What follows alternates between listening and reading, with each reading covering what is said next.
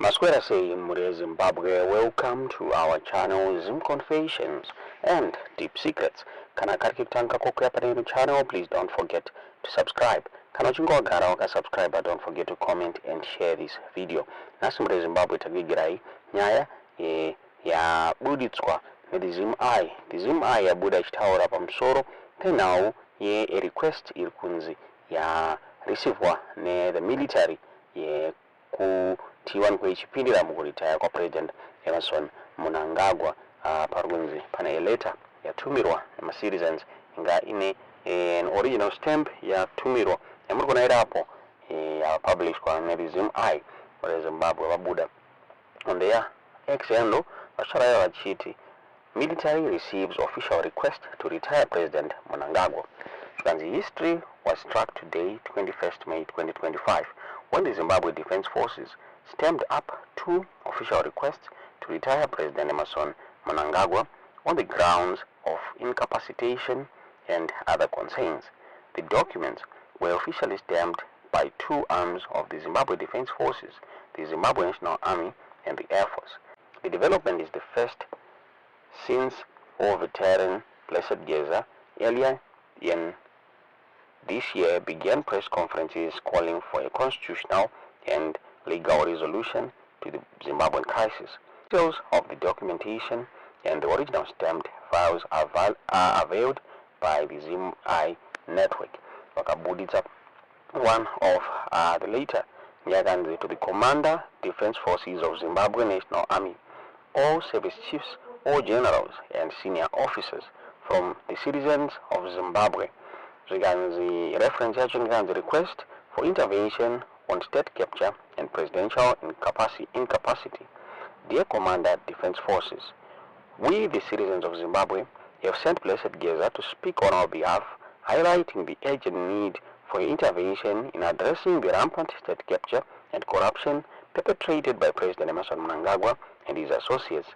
Despite overwhelming evidence, there has been a glaring lack of investigation or accountability, suggesting a culture of impunity. Our Constitution, specifically Section 212, empowers the Army to restore order, protect territorial integrity, peace, rule of law, and democratic institutions. We bring to your attention the following pressing concerns. The President's alleged involvement in corrupt activities, the failure to address the bread and butter of basic services, which has led to widespread suffering. Allegations of the President's deteriorating health, specifically vascular dementia, which may incapacitate him from performing his duties. Attempt to extend term of office of the President to 2030 and create dynasty. Captured democratic institutions such as ZAC, judiciary services, human rights commissions, and others. We implore you as the guardians of our nation's integrity to intervene before it's too late. We seek your assistance in restoring the rule of law, ensuring accountability, and protecting our democratic institutions. We have faith in the Zimbabwe National Army's commitment to uphold the Constitution and defending our nation's interest. We urge you to take swift and decisive action to address these critical issues. Please note this is just a cover note and detailed report is attached.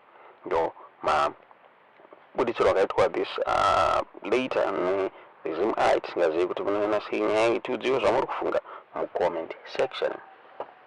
The moves that are kuisa idzi dza moves dzekuti the genuine change is coming.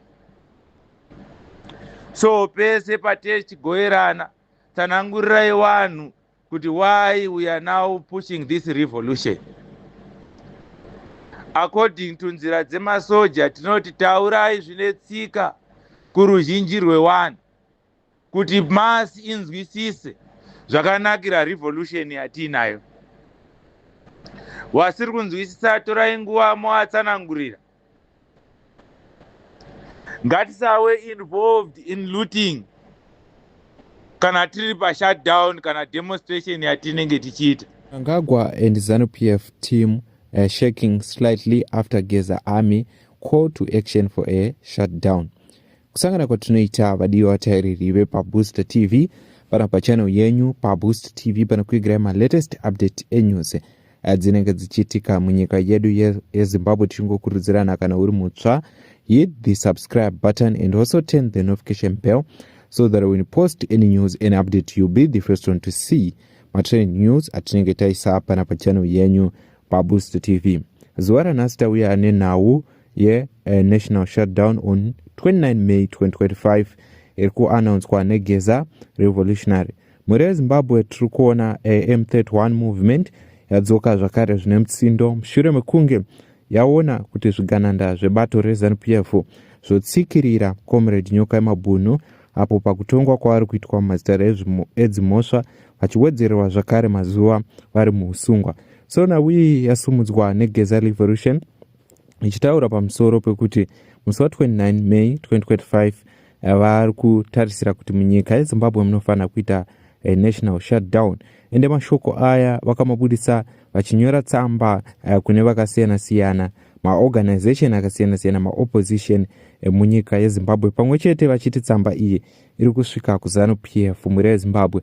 So tsamba ndiyo yeimwe ndakuisira pascreen iri kutaura iyo ichiti revolutionary call to action national shutdown on 29 May 2025. Dear Comrade Secretary Generals, I write to you in my capacity as the Secretary General of the organization movement M31, spearheading the national shutdown scheduled for 29 May 2025. This is not just a protest, it's a clarion call to every conscientious citizen, every suffering workers and every freedom-loving Zimbabwe to raise in united defiance against a system that has failed us all. The situation in Zimbabwe has reached a breaking point. We are under the weight of kleptocracy and the decays.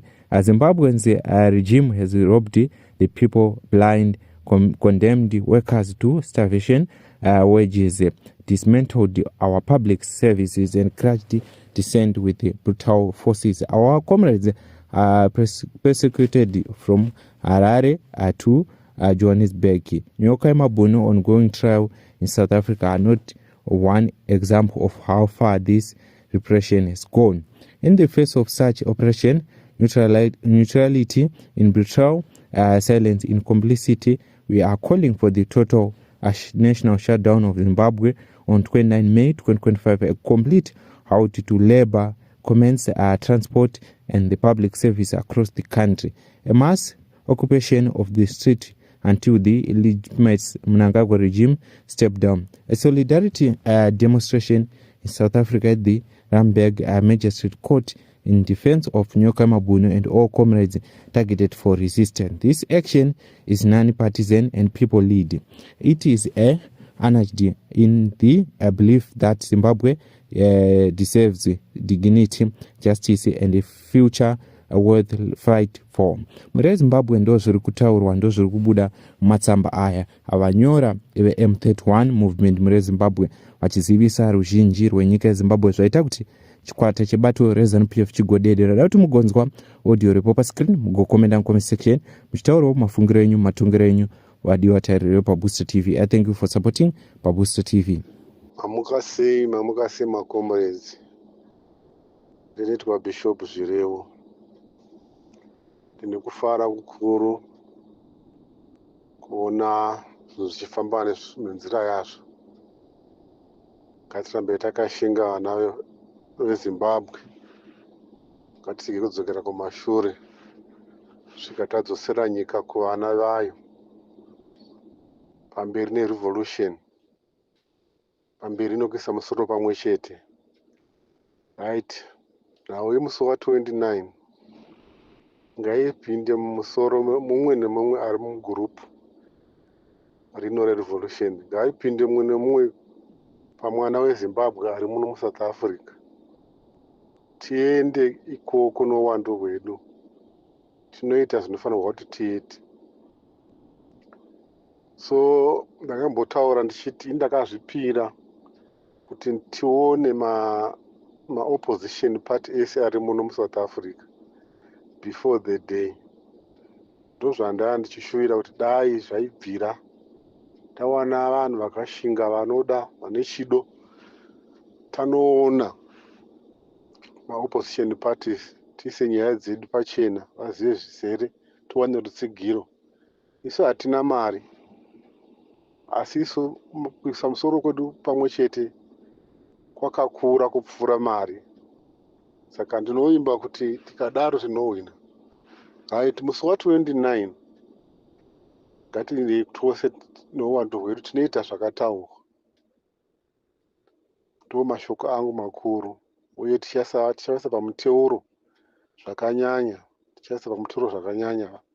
musi wa29 vari kubuda, musi wa29 vari kubuda.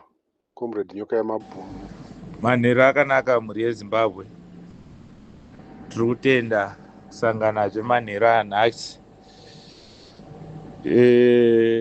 Update yekutanga ndeyekuti pamberi nerevolution.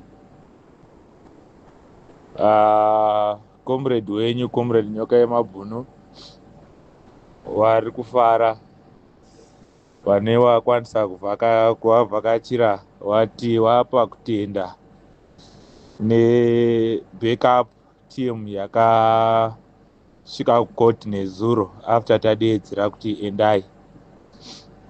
Wakati wakatozobriefwa kuti zvikananda program yanga isina kumira zvakanaka. Dai lawyer wedu akati nonokei, angadai akatosvika court sitting yasita, bail ratograndwa through lawyer wekutemu anga aiswa pamberi. Then wobva watoita faster dismissal, onosainira kuseri, womutora mukomana sekuita kwavari kuda iwo. Saka varida kutenda wakomana wakakurumidza kupika kuti something is wrong, magetsi akavharwa. Vari kukutendai ne-backup team yakakwanisa kuteerera call yatakaita. Ndo saka tiri kuti musi wa29 ngatiendei neuwandu kucourt. Kudemonstration yeku-Randburg, South Africa, vanhu admin iri kuti vari kunana Cosmo City, vari kunana Deep Sloot, imwe location yawatipa iri padhuze Alexandra. Ngatibatiranei tisvike panzvimbo. Transport tinobatsirana kuzobva panzvimbo kuenda kudzimba. Then security, I'm sure muchapiwa matsamba anenge akakuratidzai kuti security inenge iripo.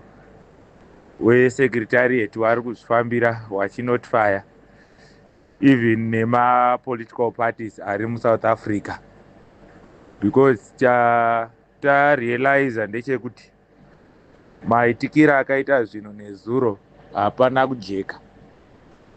Paifanirwa kuva nema-security systems aikwanisa kupindira, because hakuna system yekuti lawyer anosvika kunozviimposa oti ndini ndaakumiririra, ndatumwa nesister yaNyoka Yamabhunu. Chinguva poita mumwe anenge achiita musindo mucorridor achiti inini ndini ndatumwa naNyoka Yamabhunu. Aiwa, tinoti ivavo malawyers iwayo wese pasi nawo, hatichadi kuramba achitaura nezvavo because havana chavari kutibatsira muupenyu hwedu. So musi wa29 ngatiendei neuwandu kune vari kuenda kuSouth Africa. Matsamba muchapiwa ari kuenda kuma-political parties. We have been informed kuti South Africa iri kutongwa neGNU. So all political parties dziri kunyorerwa matsamba dzichinotifyiwa about the activity yakaitika nezuro and the evidence being presented, so that musi wa29 the progress will be monitored. Then vanyorerwa matsamba venhau, then vamwe vacho vachaitwa navo meeting, so that they will be properly briefed about what happened yesterday, the case ya comrade Nyoka Emabhunu, how political it is. So, in a proper invitation to the demonstration yemusi 29 zvotibatsira kuti tinenge tiine enough coverage on the ground. Zvakaitika nezuro tinoti pasinazvo hazvichaitiki zvakare. Then back to Zimbabwe. Zimbabwe ngoma ndiyo. We are saying shutdown. Kutanga tisati tataura zvakawanda. We are in support of the message presented by Comrade Geza, appealing to General Chiwenga, appealing to the military executive and other generals to listen to the appeal of the people. We understand that Operation Restore Legacy was in agreement between the military and the people. And as it stands, the situation has worsened and reached other levels. At least in 2017, the situation had reached another level. But as it stands now, in 2025, the situation reached other levels. So just because of that, we now need an emergency intervention of all stakeholders, including those who were involved in the Operation Restore Legacy of 2017. So, my comrades, we are appealing kuti mutibatsirewo pasituation yataanayo yekuti only one family ndo yakuita zvinhu zvayo nezvigananda zvavo. The rest of Zimbabweans are suffering. So todaira kuti General Chiwenga nemamwe ma-sitting generals ekuZimbabwean Army muchatiteerera. We wanted to extend the appeal to the Commissioner General of the Police, but we are not all happy with the way he is doing his things. But well, we can appeal to the retired one, Matanga, or the second in charge. We don't want to entertain Mutamba anymore because he is proving with his action that he is also supporting Zugananda. So, the prison services boss, we are also appealing to you.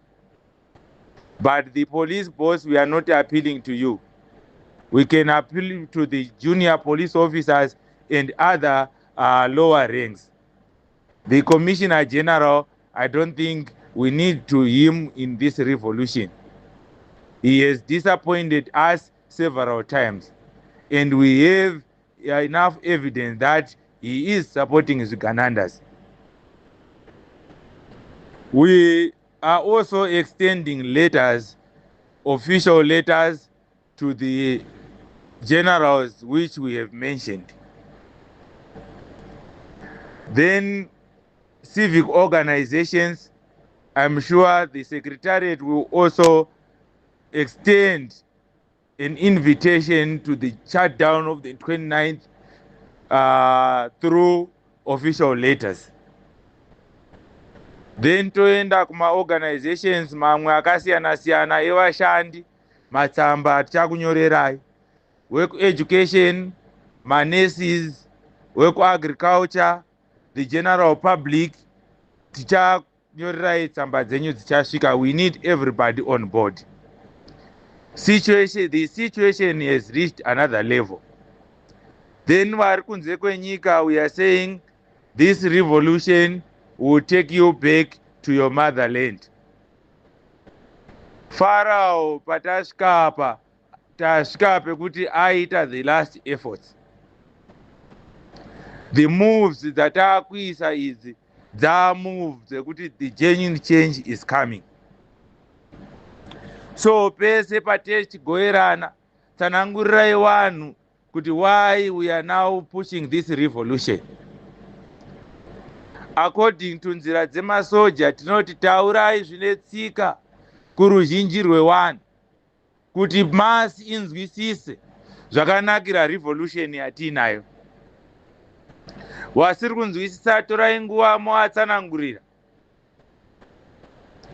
Ngatisawe involved in looting kana tiri pa shutdown kana demonstration yatinenge tichiita.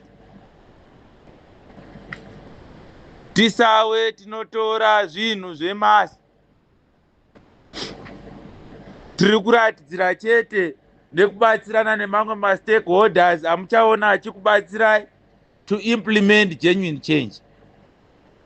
That's the situation which we are going to experience on the 29th kuZimbabwe. Vachabuda pachena vari kukutsigirai as we draw closer to the demonstration day. So unit ndio iri important. Tiri kunzwa vamwe vari kutitumira nziyo dzaiimbwa kuhondo dzaitaura nezvekubatana, wachikurudzira wechidiki kuti nyika haina kungouya chete, panga paine mameseji aitungamira chimurenga. So inzwaiwo mamessages aya, fambai nawo parevolution yamaakuita iyi. Vamwe vari kuti vakabuda kunze kwenyika kwemakore nemakore, vakudawo kudzoka to the motherland, but the environment is not allowing. So takati don't worry, shakusunungurai. Then ma-threats tiri kumaona nema-efforts ari kuiswa nezvigananda. Isisu toda kudzorera message tichivataurira kuti basa ratiri kubata iri rakabvumidzwa naMwari. So we are not even afraid of whatever you are doing. Itai henyu zvamunenge muri kuita, asi we know you are bound to fail. Comrade Nyoka Yemabhunu is behind bars like now. Tiri kunzwa kuti kunyika yeSouth Africa kuri kutonhora. Ndo zvakapushwa nezvigananda izvozvo. Madhockets amuri kuramba muchicreata, tiri kuramba tichingomatumirwa tichimaona. Idzo hatichatauri nezvadzo izvo, because even kana mukacreata 100, we understand kuti this is a struggle and these are the consequences. So the administration icharamba ichitigoera program of action. Ma-students ekuma-universities zvichemo zvenyu tiri kuzvinzwa. Tiri kusangana musi wa 29 March shutdown. Zvizhinji zvema-updates anenge achiitwa paground tichikuupdatai, asi kuno vanenge vachitaura nechindevele vanoti isukile. Yasumuka makunyiwe kai1. Siyabangena, this time we are going backwards, never. So muri yeZimbabwe murare zvakanaka. Dzimwe tsamba dzanyorerwa ma-organizations, ma-admin, kana wainadzo in soft copies, todaira kuti vachanga vachikuisirai pachannel pano. Then tavhura WhatsApp group rekuti vazhinji tikwanise kunotaura tichigoerana tiriko. Ma-admin akasiyana siyana anenge achinzwa zvamunenge muchitaura. Todaira kuti nauyoyu mukana hatichawani ma-audios kuWhatsApp number ye-fundraising yatinayo. Tiri kutenda vari kuenderera mberi vachiita ma-deposits ku-fundraising. The fundraising platform will remain open. Asi hatisi kumanikidza vanhu, tiri kuti vakasununguka, because this is the revolution, one way or the other. Kana Mwari wafara nekubata kwamunenge maita, you see the positive results. Haticharambi tichigoerana zvakawanda kuti tabva papi, asi taona kuti tiri pamwe as Zimbabweans. So unit iyoyo, let's trust the process, zvinhu zviende kumberi. Zvigananda tinoramba tichiti pasi nazvo. Then ma-feedbacks of the letters, kana tamawana tichanga tichikupai. Approval yepolice kana yauya, matsamba admin ichakupai. We need to make sure we are not going to lose any of the commanders. This is the principle which we use in a revolution. Never lose a commander. That's why takafonera lawyer tikati lawyer, if things goes to the west, try to make a platform yekuti comrade wambodzoka mukati as we put all the securities in place. So even when the lawyer received the affidavit that aiwa tsvagai nzira dzekuti court iende to the next date, so that we put all the securities in place, we notify each and everyone. South Africa is under GNU. Kana paine washoma wapindwa nezvigananda, tinodaira kuti mibvunzo iyoyo ichabvunzwa muparliament. Kuti why are we hearing kuti ABCD is happening in the courts of law? So toda kutendai wese wakabata basa nezuro. Ngatigadzirirei 29 shutdown kuZimbabwe. South Africa, munhu wese, we need to see you marching tichenda court tonouya na comrade wedu nyoka yemabhunu. Mwari waramba wachikukomborerai, wachikuchengetai. Minamato yenyu tiri kuinzwa, iri kuramba ichitipa kusimba nekukomborerwa naMwari. Ngatirambe tichinamatira comrade nyoka yemabhunu nepavari. Asi vati vari kupa kutenda zvese zviri kuitwa neruzhinji rweZimbabwe, vari kuwana ma-updates and vari kufara nazvo. Wasimbisawo vakati aiwa, isisu hatisi kuzodzoka kumashure, kungobuda chete takutoti pamberi nerevolution takaenda tichienda kumberi. So toda kutendai maZimbabweans, ngatirambe takabatana. Izvo zvigananda zvine chikudisturbai, siyanai nazvo. Sanganai nazvo kuma WhatsApp groups, moarakasha ikoko. Takamirira signal. Tanzwa kuti kune tsamba dzanyorwa kumusoro uko, tiri kuedza kutsvaga authenticity yadzo. But kana tawana nhungamiro tichaya tichigoerana. Asi kunavo wanyora chirungu chamanyora chakanaka, nesiwo tafara nacho. Tive neusiku hwakanaka maZimbabweans, pamberi nerevolution, pamberi nekubatana, pasi nezvigananda, pasi nembavha. Tate